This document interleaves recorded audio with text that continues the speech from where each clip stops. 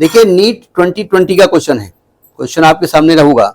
लिखा है 40 microfarad capacitor is connected to 200 volt and 50 hertz supply, the RMS value of current in the circuit is nearly what, ये आपसे जानना चाहते हैं।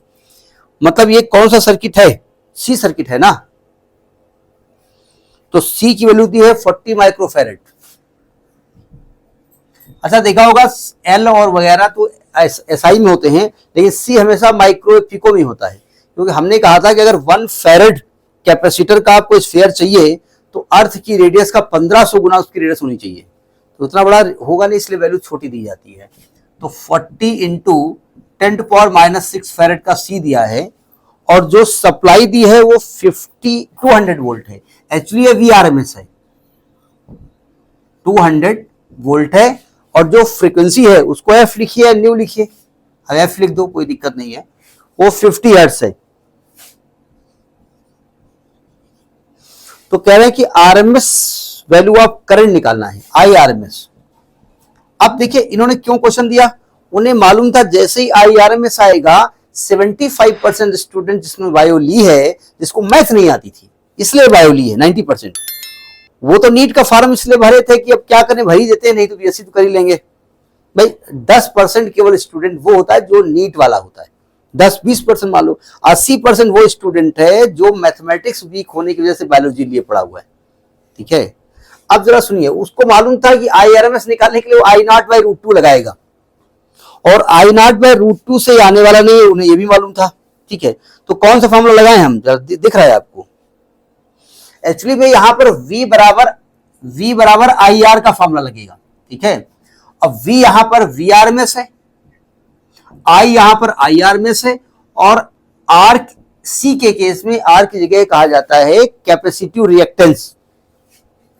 क्योंकि देखिए एक्चुअली जो रेजिस्टेंस होता है वो अपने में करंट जब फ्लो होती है तो फ्लो होने देता है, लेकिन दिक्कत क्रिएट करता है, गुस्सा करता है, चले आए, जब देखो चले आते हैं, अब इनके लिए चाय बनाए, बड़े आए, लेकिन बना देगा।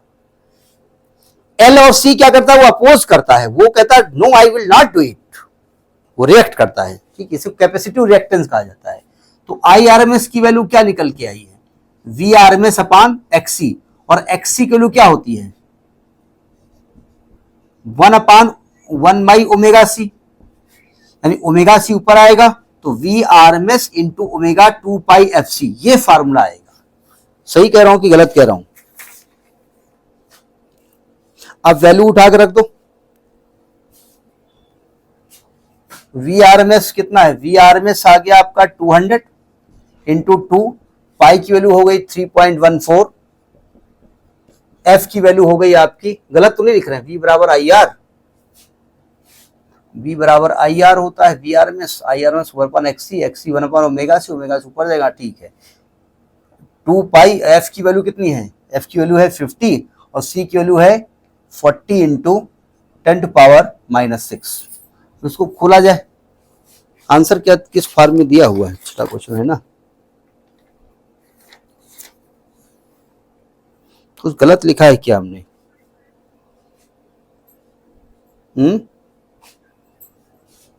नहीं आ रहा होगा, पता नहीं आ रहा नहीं आ रहा है, 2πf।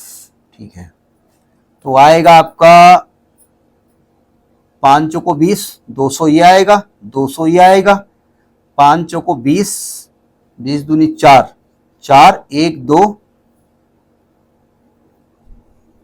मल्टीप्लाई, ये 400 ऐसे कर दो, 400 हो गया, ये 5 चौको 20, 2 0 हो गए, और ये 3.14 इंटू 10⁻⁻6, ये 4 दूनी 8, 8 1 2 3 4 5 इंटू 10⁻5 इंटू 3.14 इंटू 10⁻⁻6, 8 से मल्टीप्लाई करो तो 8 चौक 32, हाथ है 3, 8 कम 8 3 11, हाथ है 1, 8 चौक 24 1 25.12 इंटू 10⁻⁻1 यानी 2.512, ये IRMS आ गया। 2.5 एम्पियर के आसपास वैल्यू आ रही है मेरी, इसमें क्या आ रही है,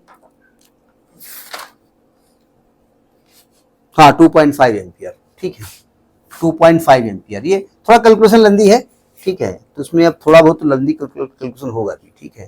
तो ये आपका नीट 2020 का क्वेश्चन था, क्योंकि इनको मालूम था कि आप IRMS निकालने के लिए आपके जो दिमाग के फॉर्मूला है I0/√2 लगाने की कोशिश करेंगे, ठीक है, जो कि कामयाब नहीं होगी। तो ये नीट 2020 का क्वेश्चन है।